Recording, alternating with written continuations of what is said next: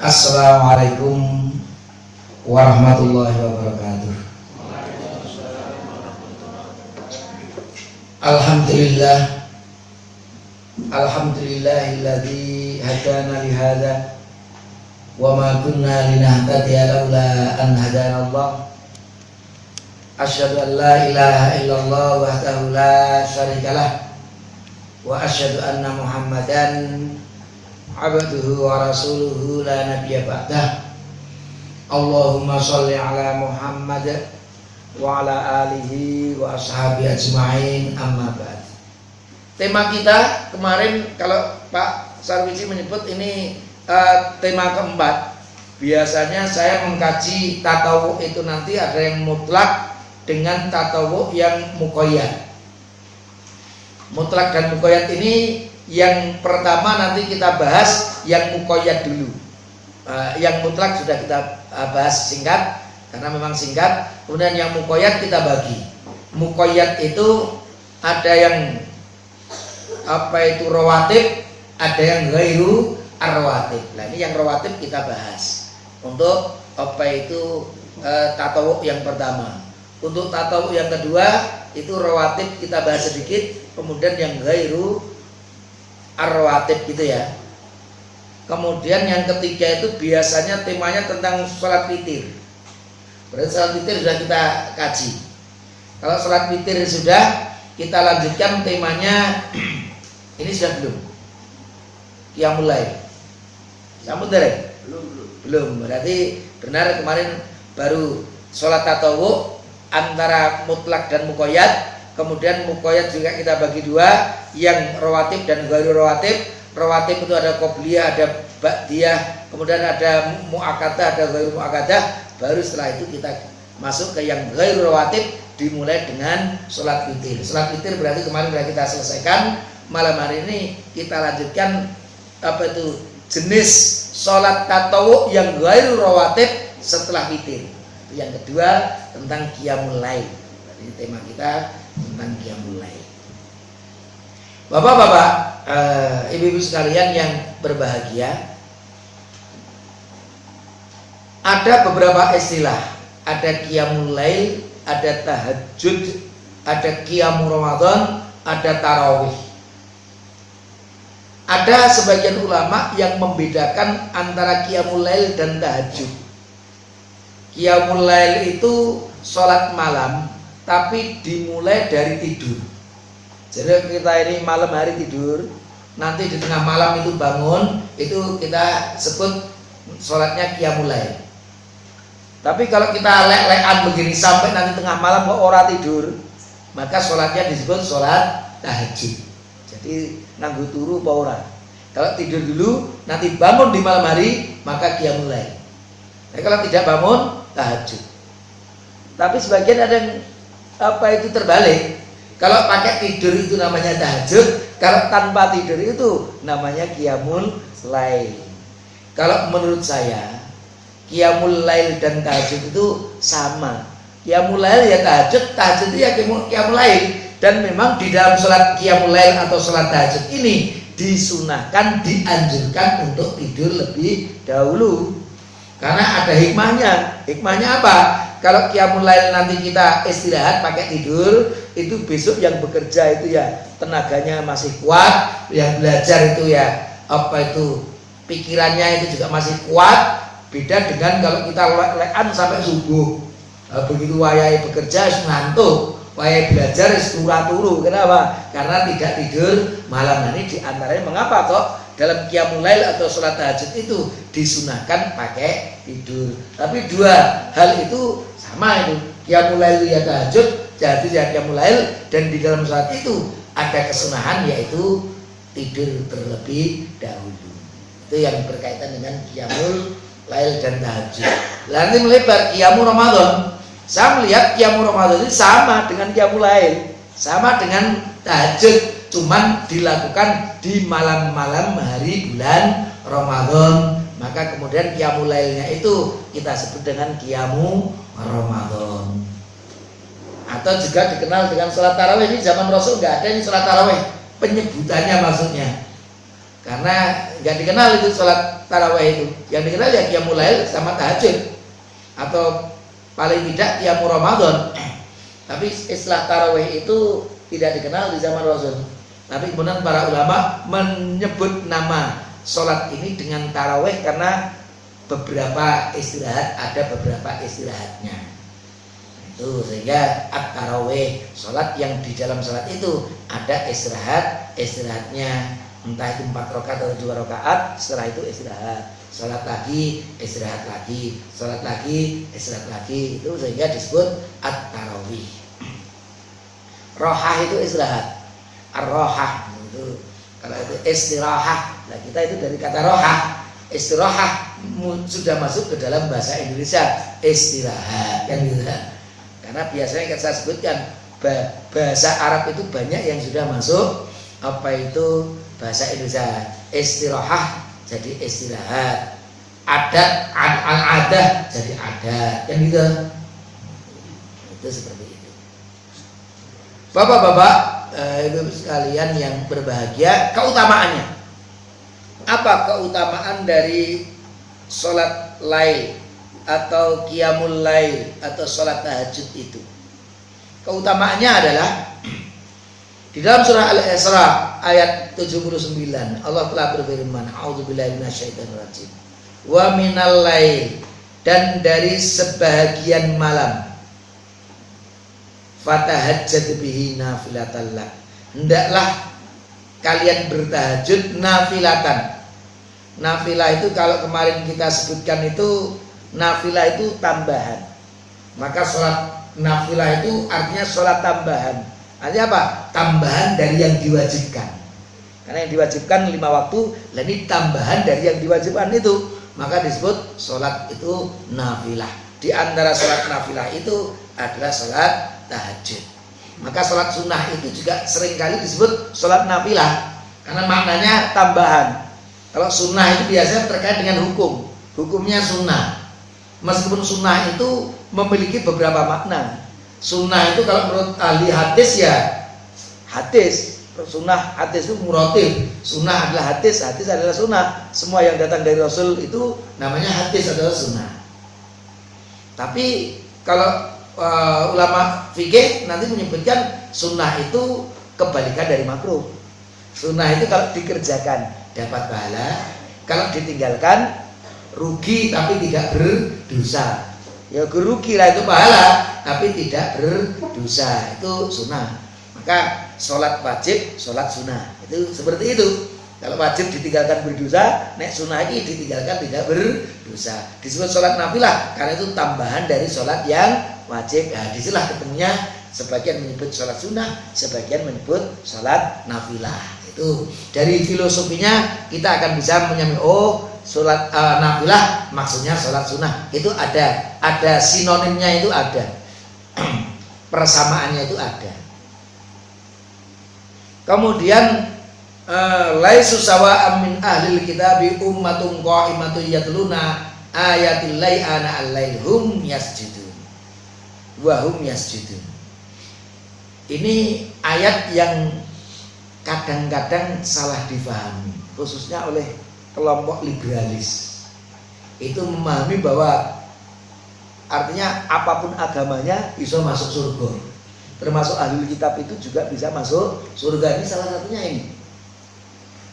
Di antara ahli kitab itu ada yang membaca ayat-ayat Allah dan mereka itu bersujud kepada Allah, maka ini ahli kitab yang masuk surga. Tapi kalau tafsiran yang benar, yang dimaksud itu adalah bedanya itu ada di antara ahli kitab itu kemudian masuk Islam. Setelah dia masuk Islam mendapatkan hidayah, maka mereka membaca ayat-ayat Allah. Ini yang dibaca adalah Al-Quran. Kemudian mereka bersujud, ini artinya qiyamul lail atau sholat tahajud. Jadi mereka sebagian ahli kitab itu mereka itu tidak sama. Ada yang sampai mati itu tetap ahli kitab, tapi ada yang kemudian mendapatkan hidayah dari Allah, bahkan mereka nanti membaca ayat-ayat Allah dan juga bersujud kepada Allah Subhanahu wa ta'ala. Ini tafsiran dari surah Ali Imran 113. Maka kita artikan ini ana al-laili di tengah malam, bersujud di malam hari. Ini juga surah Al-Furqan ayat 63 sampai 64, khususnya ayat 64. Wa ibadur rahman. Ini Allah membuka apa itu khitabnya dengan wa ibadur rahman, dan hamba-hambanya ar-rahman. Ini semua manusia itu kan ibadur rahman. Semua manusia itu Abdullah. Abdullah itu artinya Abdurrahman juga sama. Jadi Allah itu kan memiliki asma al-husna. Allah, Ar-Rahman, Ar-Rahim. Semua kita itu Abdullah, semua kita itu Abdurrahman, semua kita itu Abdurrahim, sama. Karena itu Asmaul Husna. Tapi di sini disebutkan wa ibadur rahman, dan hamba-hamba Allah yang Maha Rahman. Itu tentunya ujian. Itu khitab Allah itu menunjukkan di sana ada ujian. Contohnya ngeten nih Bapak-bapak Ibu-ibu. Jenengan kalau punya putra putri, kok umpamanya hafal Quran juara banget di kelasnya, itu jenengan nanti ngomong, niku anak kula, niku anak kula, kan gitu loh. Itu anak saya, itu anak saya. Menyebut anak saya itu jane itu kaitannya dia bangga dengan anaknya itu. Tapi kalau anaknya nyolong itu kan dia nggak mungkin ngomong, wih anak kula, langsung lirik dia itu. Kenapa? Karena malu punya anak seperti itu. Tapi kalau anaknya membanggakan, oh itu anak saya Pak, itu anak baru saya itu anak ragil saya itu, karena hafal Quran, karena juara dan lain sebagainya. Sama ini Allah kita menyebut wa ibadur rahman, dan hamba-hambanya Allah yang Maha Rahman. Itu artinya Allah sedang memuji, bangga dengan hamba-hamba yang punya sifat seperti itu. Nah, di antaranya yang dibanggakan oleh Allah itu yaitu alladzina yabiduna li rabbihim sujjatan wa qiyama, yaitu mereka itu yang ketika melalui malam mereka bersujud untuk berdiri menghadap Tuhannya, untuk qiyamul lail. Di antara sifat hamba Allah atau ibadur rahman yang membanggakan Allah Subhanahu wa taala, yang kalau Allah bangga ya Allah memujinya, tentunya Allah meridhoinya. Ini al-muzammil juga. Qumil lail, dari kata ini maka muncul nanti qiyamul lail. Qumil laila illa qalila. Qum itu dari kata qiyam. Qumil lail, berdirilah, bangunlah di malam hari. Artinya bangun, berdiri ini untuk sholat. Nah, ini maka disebut nanti qiyamul lail itu dari sini. Kalau tahajud tadi mana dari sini tadi? Nah, ini fatahajjad bihi. Ini fatahajjad bihi, maka bertahajudlah, maka nanti disebut sholatut tahajud.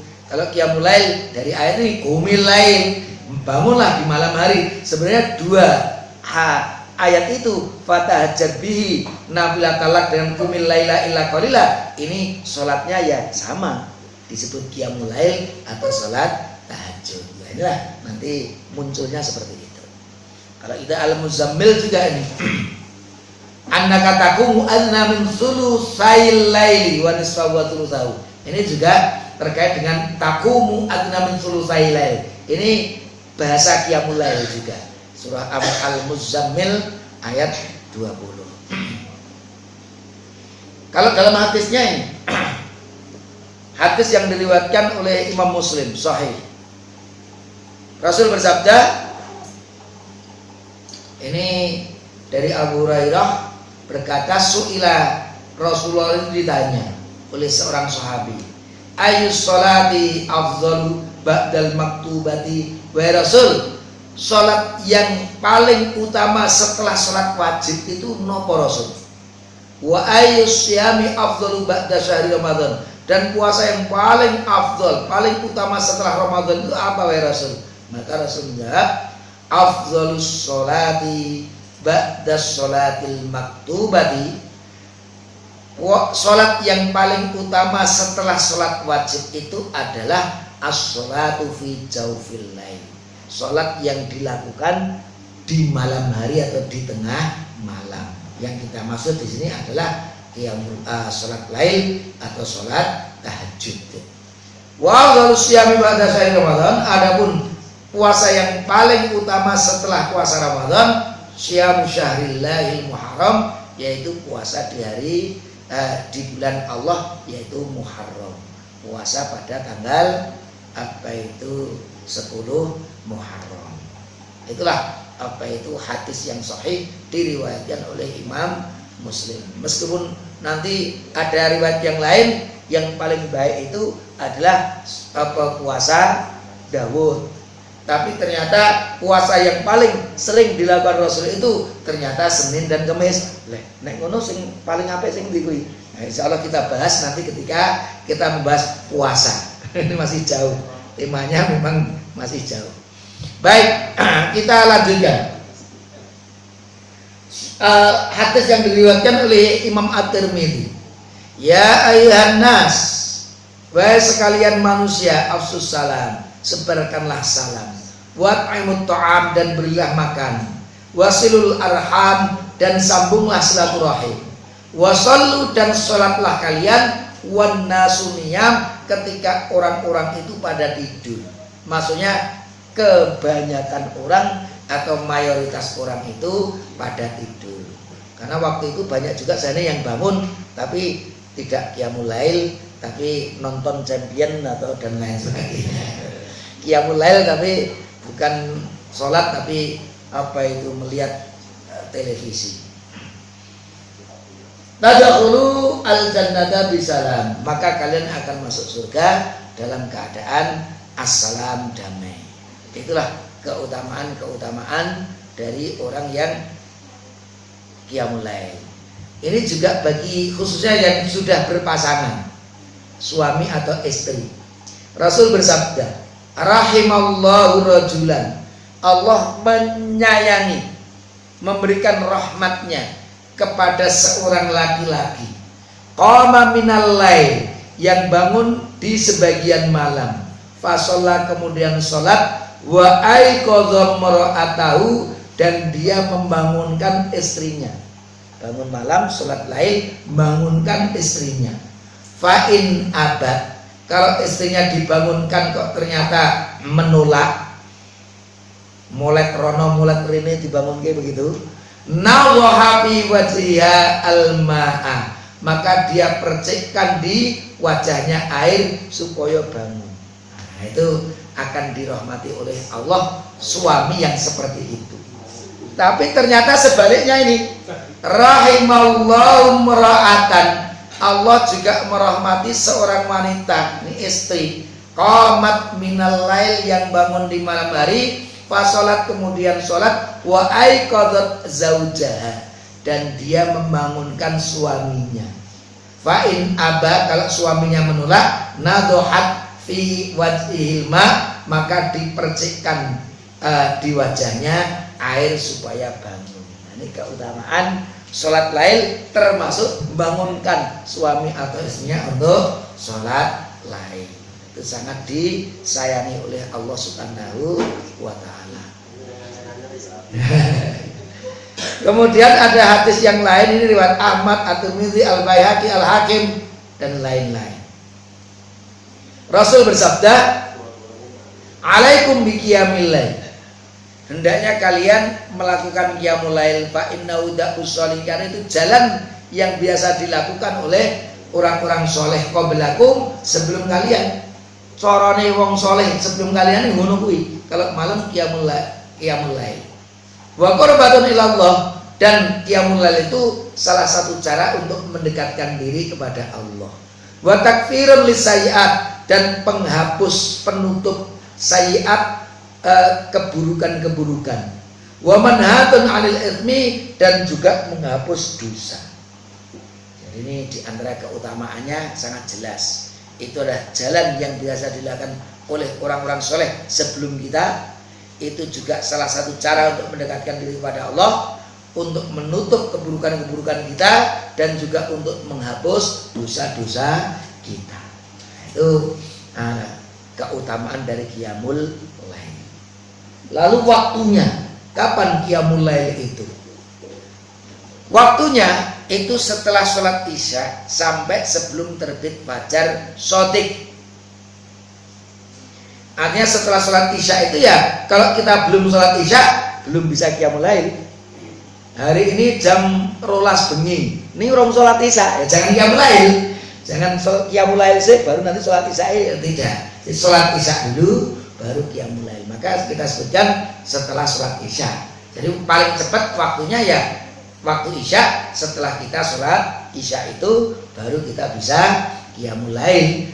Karena bahkan kalau kita tinggal sepertiga malam, iki jam anggap saja jam 4:30 itu subuh, urung sholat isya, bangun jam 4 punjul 20 menit kali 10 menit iki terbit fajar ini, nggak boleh kita qiyamul lail, harus sholat isya dahulu, baru setelah itu enak waktu ditambah dengan qiyamul lail di belakangnya, seperti itu maksudnya. Jadi setelah sholat isya sampai sebelum terbit fajar shodiq. Karena kalau fajar itu fajar kadhib masih boleh.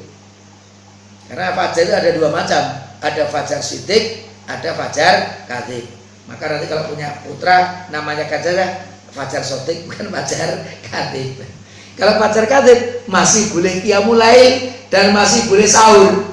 Tapi kalau sudah fajar shodiq baru masuk waktu subuh dan sudah tidak boleh sahur lagi bagi mereka yang ingin berpuasa. Bedone apa toh?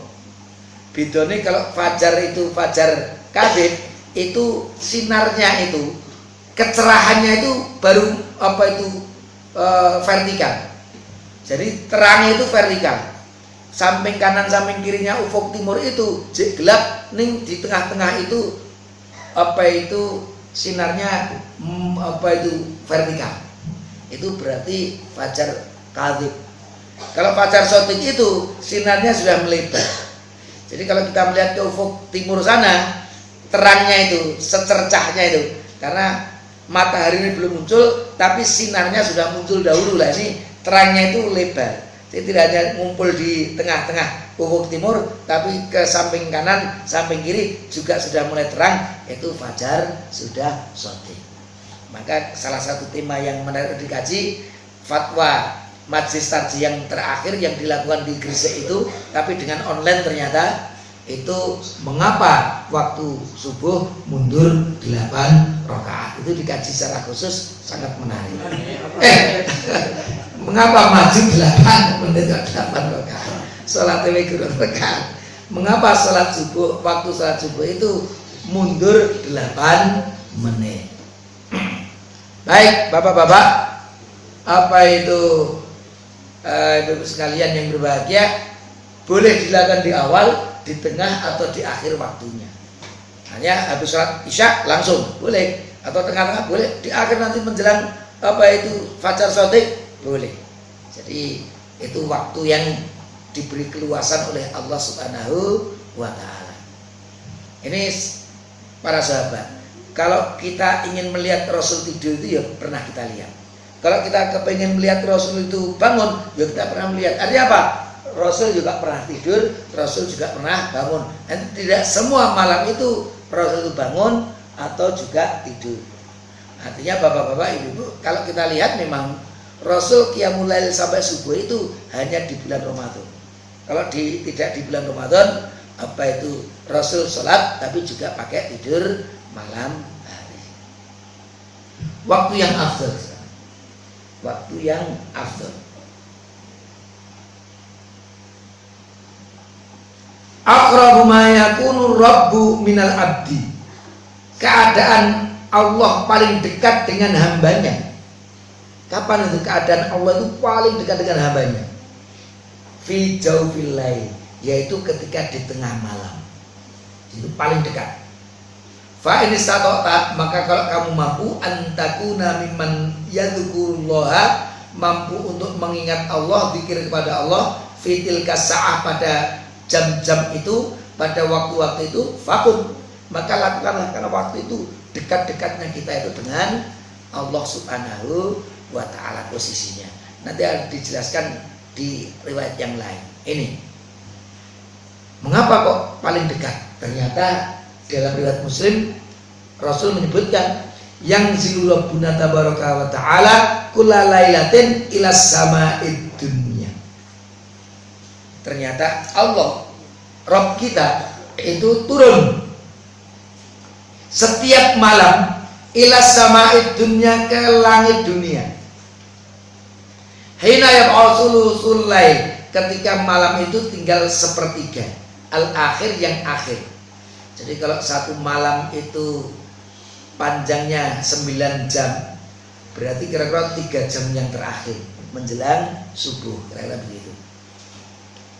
Fayaqulu, maka Allah berfirman, ini artinya hadisnya qudsi.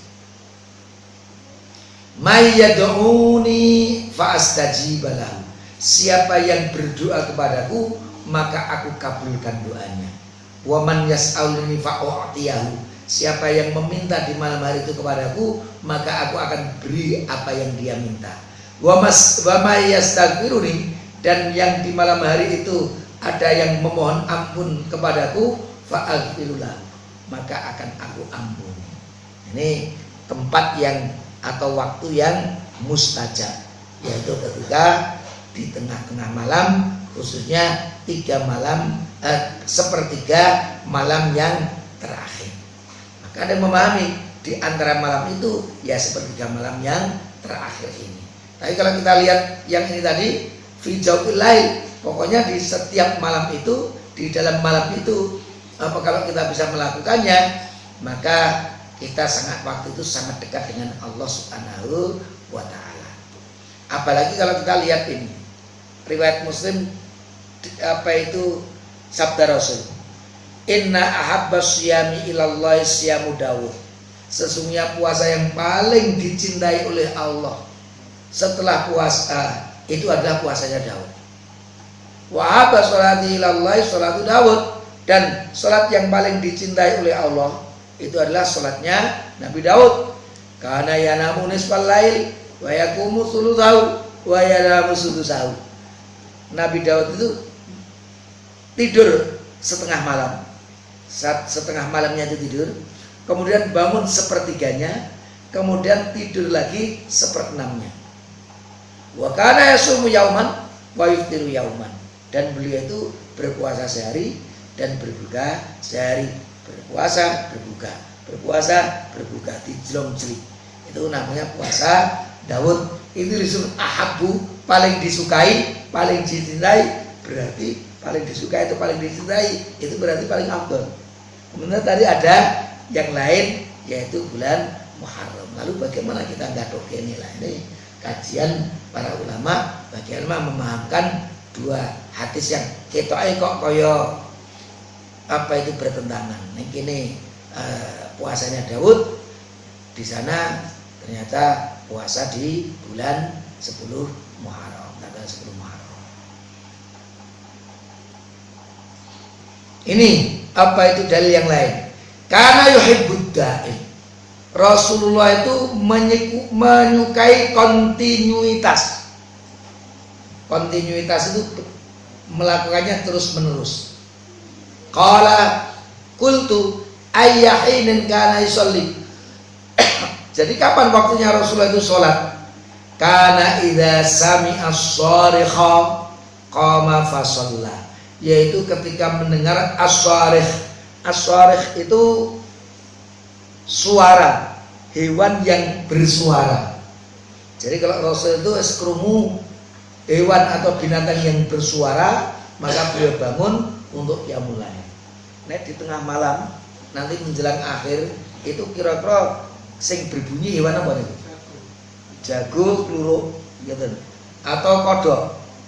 Juga di waktu-waktu itu as-sarikh itu hewan yang itu bersuara di akhir malam. Nah, itu as-sarikh. Maka disebut di sini kalau mendengar suara di tengah akhir malam itu Rasul bangun kemudian sholat. Nah, itu nih jago kluruk itu ya rum terbit fajar, ya kira-kira ya jago itu itu suarane itu jago kluruk itu.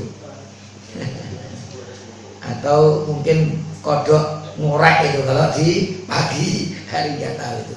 Itu suara-suara apa itu yang di akhir malam itu. Baik, adab dalam qiyamul lail. Tapi ternyata ini jamnya sudah jam 9. Berapa menit lagi? ditetapkan 5 menit, 10 menit kan nih? Ya, baik, 10 menit. Kita tambahkan 10 menit, kita masuk adab di dalam qiyamul lail. Ini banyak adab-adab yang mestinya dimiliki oleh seorang muslim ketika kita mau qiyamul lail. Adab itu ya terkait dengan etika. Etika itu ya kalau orang itu melanggar adab, dia tidak harus melanggar hukum, belum tentu melanggar hukum. Tapi kalau orang itu melanggar hukum, pasti dia melanggar etika atau melanggar adab. Nah ini adab. Jadi adab itu ya kesopanan, sesuatu yang sangat dianjurkan, sesuatu yang baik itu. Meskipun tidak semuanya kemudian kalau dilanggar itu melanggar hukum. Maka ini adab. Apa saja yang mestinya kita lakukan ketika kita mau qiyamul lail? Yang pertama, mempersiapkan hal-hal yang bisa membantunya dalam melakukan qiyamul lail. Ya kalau kita itu ngantuan, itu yang pertama dilakukan ya qailulah. Ya kita di siang hari tidur untuk apa? Yoga nanti bengi itu punya kekuatan lebih. Karena kalau siang hari ora turu, sosok ya bengi wis tele-tele. Nah, itu seperti itu. Tapi qailulah itu juga bisa diganti yo bareng isak turu. Nanti di tengah malam bangun. Jadi qailulah atau meninggalkan begadang lah. Ini kalau antara qailulah atau meninggalkan begadang. Kalau meninggalkan begadang itu kira-kira bareng isak, setelah itu tidak lama setelah itu ya tidur. Nanti di tengah malam kita bangun lagi. Itu di antara cara untuk mempersiapkan. Ora qailulah ya ora apa-apa. Bablas tidak tidur ya ora apa-apa. Tapi kalau kita ingin nanti sholatnya itu kuat itu ya pakai ada tidur seperti ini. Yang kedua, ketika tidur berniat untuk qiyamul lail. Jadi berniat. Hadis yang diriwayatkan oleh Imam Ibnu Majah dari Abu Darda sampai Nabi Sallallahu Alaihi Wasallam. Rasul bersabda, "Man ata firasyahu." Siapa yang mendatangi tempat tidurnya, wa yanwi, dan ketika menuju tempat tidurnya itu berniat an yaquma, untuk bangun malam, fayusalliya, kemudian untuk sholat, yaitu sholat lail, minal lail, di waktu malam itu, faghalabathu ainuhu, tapi dia kalah dengan matanya mengalahkannya. Itu kalau bahasa teks letterlet, tapi maksudnya nek ketiduran. Jadi kalau dalam bahasa Arab, apa itu tidur itu nama ya nauman, itu tidur. Kalau nek ketiduran apa? Ghalabahun naum. Kalau wanita kok kepengen bangun tapi ketiduran, ghalabahan naum, tidur telah mengalahkannya. Itu artinya ketiduran bahasanya. Ghalabathu ainuhu, tapi ternyata apa itu ketiduran, hatta yusbiha, sampai datangnya subuh. Kutiba lahu manawa, maka sudah tertulis apa yang diniatkannya, artinya sudah dapat pahala.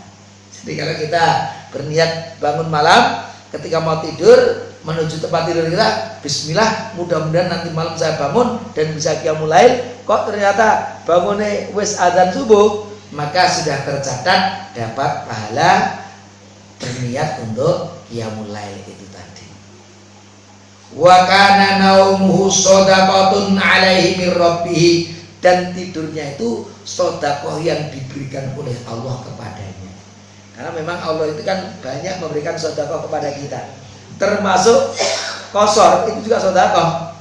Sedekatun tasaddaqallahu biha faqbalu sedekatahu. Itu adalah sedekah yang Allah berikan kepada kalian, maka terimalah sedekah Allah itu. Jadi banyak. Ketika seseorang makan dan minum di siang hari Ramadan tapi lupa, kan itu toh? Itu fa innama at'amahullah wa saqahu. Itu sedekah dari Allah, karena Allah lah yang memberikan dia makan dan memberikan dia minum. Fal yutim shaumahu, maka sempurnakan atau lanjutkan puasanya. Itu sedekah dari Allah Subhanahu wa ta'ala. Itulah kurang lebih yang berkaitan dengan etika yang kedua. Berniat. nek ternyata ketiduran wis entuk pahala dan tidurnya tadi sedekah. Yang ketiga, disunahkan berwudu sebelum tidur. Rasul bersabda, "Idza ataita marja'aka." Apabila kalian mendatangi tempat berbaring kalian, tempat tidur kalian, fatawaddo wudu'aka lis-shalat, maka berwudulah kamu seperti wudu kamu untuk sholat. Kalau kamu mendatangi tempat tidurmu, maka wudulah seperti kamu wudu dalam sholat. Summa taji' ala syaqqikal aiman, kemudian berbaringlah ke arah kanan. Ke arah kanan. Ada nanti dalam ilmu hikmah itu yang menyatakan orang tidur angler itu kalau miring ke kiri itu tidurnya lebih angler. Tapi kalau tidurnya ke arah kanan itu rapati angler. Sehingga kalau rapati angler nanti ya bangun karena tidak pulas tidurnya. Nah, itu terkait dengan posisi jantung kita itu atau paru-paru kita itu. Jadi posisinya miring ke arah kiri itu nyaman, pulas, tidurnya sempurna gitu. Kalau ke arah kanan ternyata yo tidurnya kurang sempurna. Jadi, tapi apa? Menjadikan dia bangun karena tidak nyaman. Bangun malam-malam bangun. Maka kalau orang tidurnya ke arah kanan katanya biasa malam hari itu kemudian jegagi untuk bangun. Itu diantara hikmah ya iso ngono ya iso ora. Aku miring ke arah kanan atau bangun ya bisa saja, itu namanya hikmah. Itu yang ada seperti itu. Apa itu bapak-bapak ibu-ibu sekalian yang berbahagia? Wudu kemudian miring ke arah kanan. Ini maka yang ketiga ini tadi. Karena ini hatinya wudunya, kemudian tema ini ke arah kanannya. Karena Rasulullah Sallallahu Alaihi Wasallam, idza awa ila firasyi, apabila beliau berniat menuju ke tempat tidurnya, wadu ayatahul yumna, beliau meletakkan tangan kanan beliau tahta khaddil aiman, di bawah pipi kanan. Jadi tangan kanan diletakkan di bawah pipi kanan, kemudian tidurnya ke arah kanan. Jadi begini. Ya mungkin di antara hikmahnya, nek tangannya diletakkan di bawahnya pipi, itu sosok mungkin geringgingan, tangi di malam hari karena tangannya geringgingan. Tapi dengan geringgingan dia tangi lah, itu hikmah kok yang namanya. Hikmah itu bisa muncul, bisa tidak muncul. Aku bentino semalam suntuk ya ora geringgingan ya wis, berarti ya welak seperti itu. Itulah bapak-bapak, ibu sekalian yang berbahagia, sudah 4 etika, nanti masih banyak lagi etika yang perlu kita baca lagi. Insya Allah pada kesempatan yang lain, nek sing penasaran kepengen didiskusikan ya monggo. Saya kembalikan kepada Pak Sarwiji.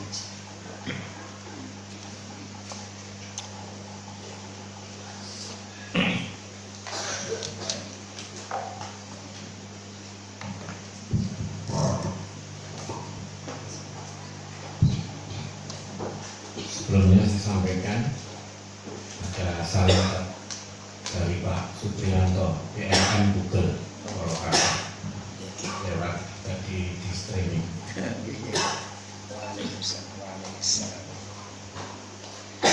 Saudara-saudaraku yang berbahagia, demikian pada malam hari ini kita membahas tentang qiyamul lail atau sholat malam, atau qiyamul Ramadan, atau sholat tahajud, atau sholat witir, atau sholat tarawih gitu. Atau kalau Ustaz Suprapto Nujurian itu ya sholat witir itu ya termasuk itu, karena memang jumlahnya sama 11. Wallahu alam, bagi yang mungkin nanti membedakan itu nggak ada masalah. Jadi perbedaan antara sholat tahajud, sholat sholat malam atau sholat lail atau sholat qiyamul Ramadan atau sholat tarawih witir, monggo saja kalau misalnya mau dibedakan dengan dalil-dalilnya silakan, karena pemahaman kita mungkin juga berbeda. Saudaraku, barangkali ada yang ingin ditanyakan? Halo? Boten? Alhamdulillah. Ya, karena mungkin juga termasuk surat lail itu sering disampaikan ketika Ramadan kemarin. Oh. Gitu, seperti itu.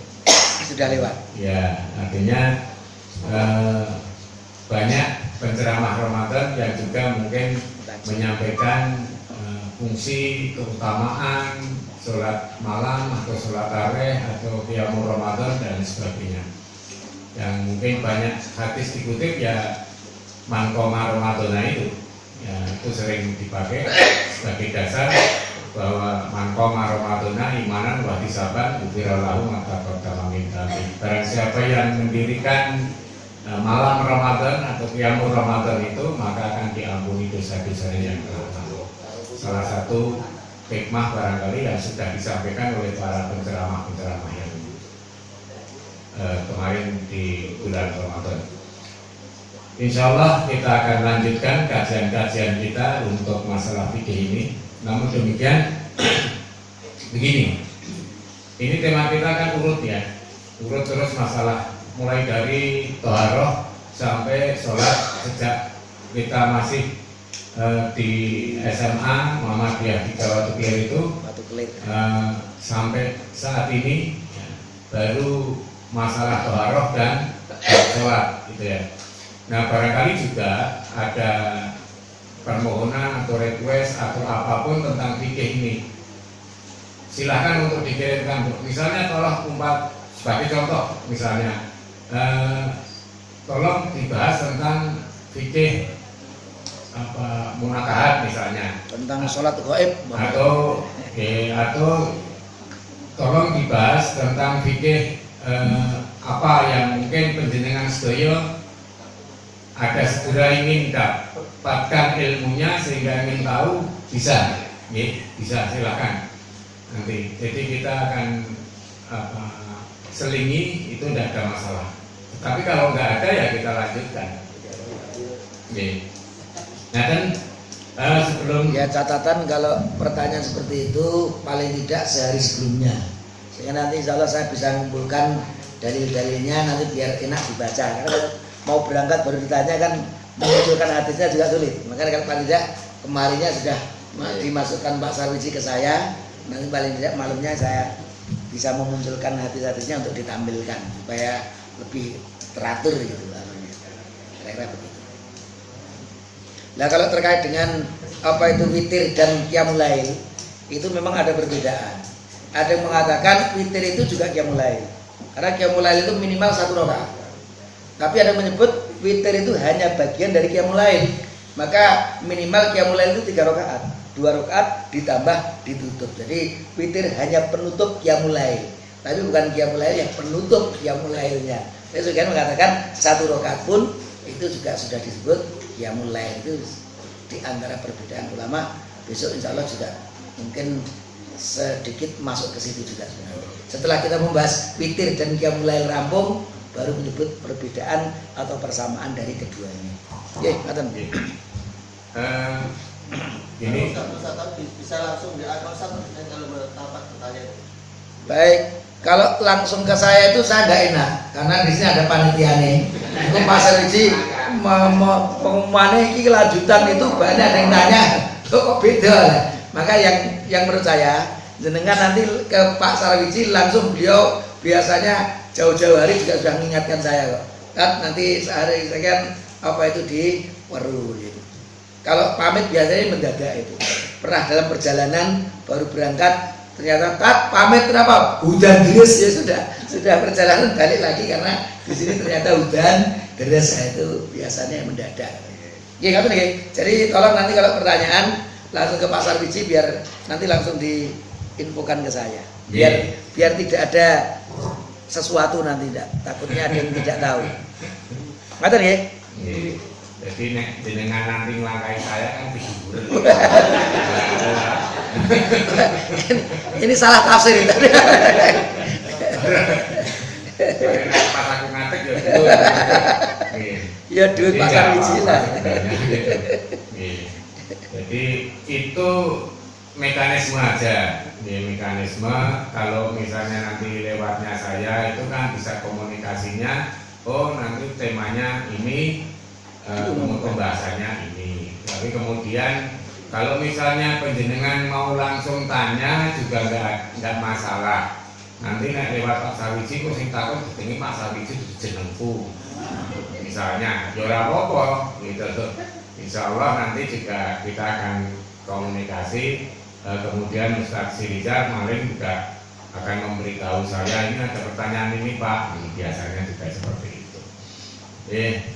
Tapi monggo saja nanti bukan pertanyaan salah, tapi mungkin penjenengan menginginkan materi yang dibahas untuk yang akan datang, misalnya masalah hukum waris misalnya, karena mungkin jarang dikaji juga tentang itu. Nah, kalau misalnya benar menghendaki seperti itu, nanti kita bisa komunikasikan dengan Ustadz Salahuddin Sirizar, begitu nih. Karena semuanya kan fikih-fikih itu kan banyak sekali itu, bal-balannya yang fikih, fikih bal-balan. Nah, marilah sebelum kita akhiri bahwa insya Allah akad pagi besok akan disampaikan oleh Ustadz Mariono dari PCN Jawas. Semoga nanti bisa diinformasikan kepada sanak saudara ya, undangan share-sharean yang sudah bisa di grup itu monggo lah untuk dikembangkan kepada grup-grup penjenengan yang lain. Insya Allah satu kali share kepada grup penjenengan untuk mengundang pengajian sudah mendapatkan pahala tersendiri. Mbuh mangkat buhura insya Allah jenengan tercatat mendapat pahala. Wong niat mawon wis entuk ganjaran apa meneh wis nge-share kan gitu. Nge-share undangan pengajian maksudnya. Marilah kajian kita pada malam hari ini kita akhiri dengan membaca hamdalah. Alhamdulillahirabbil alamin. Kurang lebihnya mohon maaf. Assalamualaikum warahmatullahi wabarakatuh.